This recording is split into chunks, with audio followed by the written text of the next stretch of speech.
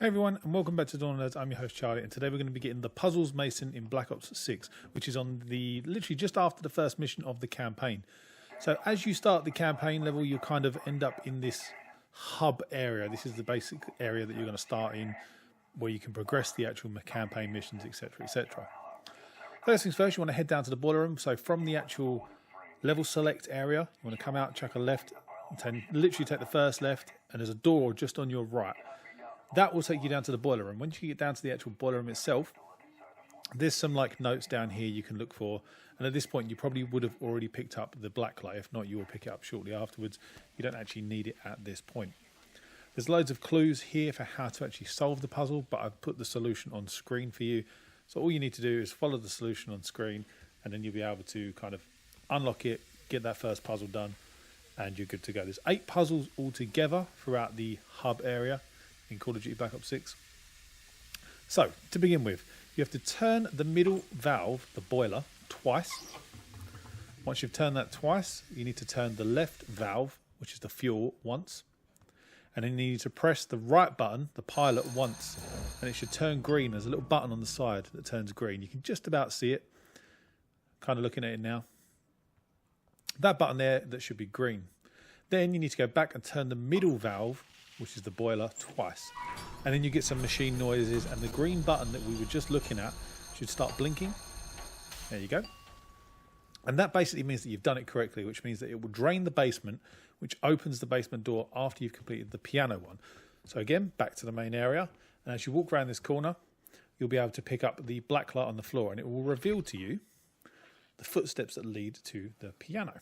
So once you've opened the piano, you can see the notes at the top, and you're able to toggle your black light and move your black light on and off.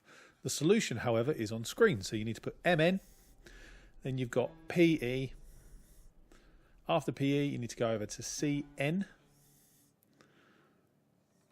And then you've got AO. And the last one back to PE. Once you've pressed all those notes, a door to your right will open that will lead you down into the basement.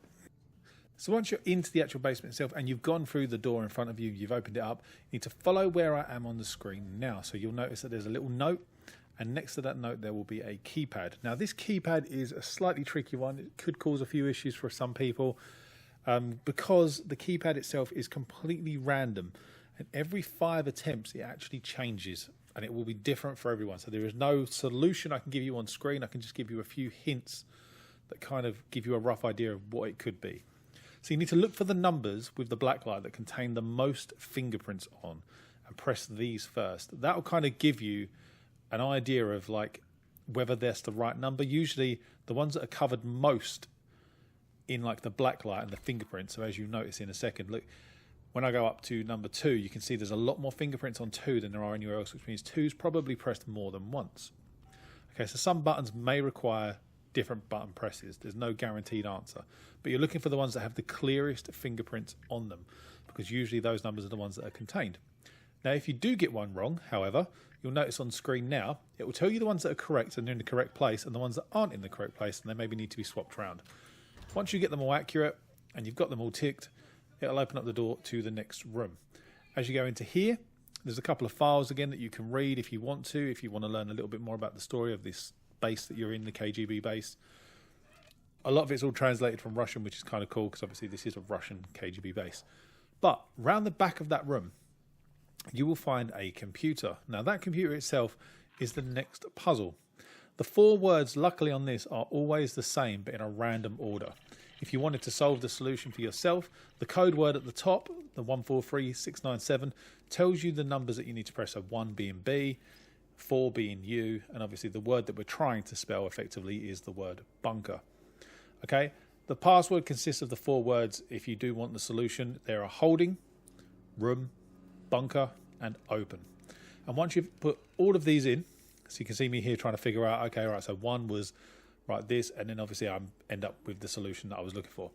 But yeah, holding, room, bunker, and open are the ones that you're looking for. Once you've got all of them, the puzzle itself will be complete and you can move on. So after leaving the previous room, you need to turn right and look for the room that's got the open door. When you go into this room with the open door, again, there are more files in here explaining the backstory of this KGB base. You can read them if you want. That's completely your personal option. You don't have to. But the main thing that we're looking for in here is the room that requires the lockpick. Now, the lockpicking works similar in fashion if you've ever played Skyrim or any Fallout games, something similar to that. You have to hold the locking mechanism on the right stick in the correct position until the lock clicks into place. So you can see here, once the lock starts to move a little bit, okay, so find that sweet spot, get the lock locked in, it will shake a little bit, and then you'll get the tick box to say that that one is done. You then need to repeat that for the second and again for the third. Once you've done all three of those, the door will open to the interrogation room. Now, inside the interrogation room, there's a really important item that you need to pick up, and that is the key that's on the actual table. There is a little bit of a backstory to this key in that someone had swallowed it and they were waiting for him to basically do what he needed to do to get it out. Isn't the case, so they got it out in other ways. And that key is going to be required to open up the door that takes you into the next puzzle area, which is the room of numbers. Now, in this room, there are numbers absolutely everywhere, okay? But these numbers are important because they're part of the final puzzle that you're going to do before we get up to the safe room and open up the final safe. For now, though, you need to tune the radio. When you're tuning the radio, effectively what you want to do is the radio frequency will show you a frequency wave and you have to match it. So the frequency in green is the one that you need to match. So you can move the amplitude and the frequency. If any of you have played Spider-Man, there's a minigame in Spider-Man that's very similar to this, where you have to match the frequency waves. Exactly the same thing here. Match the frequency waves. Once you get it spot on, then the radio will play a message. So for mine in particular, it said, she stood in the dim light of the lamp, weeping at the family crest. So the items that I'm looking for are lamp and the family crest. And it says somewhere nearby, folk music played from a record. So the third item being the record. And then the girl's tears fell onto the nearby rug. So the rug. There are my four items. These are, however, completely and utterly random. Okay, everyone's like radio message that they get won't necessarily be the same as someone else's. Okay, so you might get lucky and you might get this one with the folk music and the tears and the family crest and the lamp, or you might get another one that says couch, reels, wallpaper, poster. Okay, the main thing is that you write down the numbers in the order that they are on the radio frequency itself. Okay, so obviously for my one, it was the light. She sat next to the dim light, looking at the family crest. So I had dim light, family crest. So they're my first two numbers, and then the radio on the the folk tune record. Okay, those were my first three. Once I had those numbers, you need to write them down. It doesn't matter as long as you've got three of the numbers. The last one you can completely bodge and just go straight upstairs and just keep flicking through all the numbers until the actual safe unlocks itself, which is exactly what I did because I couldn't for the life of me find the rug. So after that, head out of the basement, okay, back upstairs, past the piano. Okay, so the piano room we obviously came in. You're going to go left, okay, go past the clues room where you select your missions. You're going to head up the stairs. Once you head up the stairs, you're going to turn right. Okay, there are various bedrooms up here, but that's not the one you're looking for. You're going to go right to the end of the corridor, go into the room that's opposite, and in that room, there will be a safe. That safe, you need to input your code. So, for example, mine was 9195, and then I just skimmed through until the last number unlocked. Okay, so 1958 was mine. The puzzle's Mason unlocked, and that was it. You get 1,000 money for it as well, so winning. Hope that helped you guys out. Stick around for more, and I'll see you guys in the next video. Take care.